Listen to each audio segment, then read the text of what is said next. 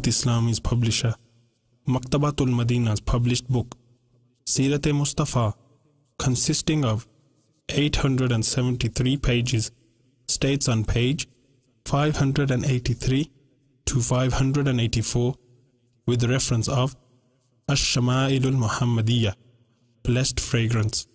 The noble Prophet sallallahu ta'ala alayhi wasallam loved fragrance very much.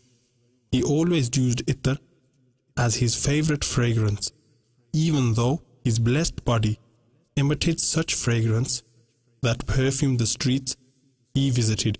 He said, men should use such a perfume that spreads fragrance, and its color should not come into view. And the perfume which is better for women is that its fragrance should not spread, and its color should come into view.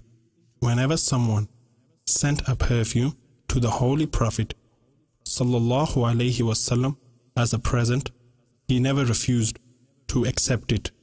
He said, don't refuse to accept the present of fragrance, because it has been originated from paradise.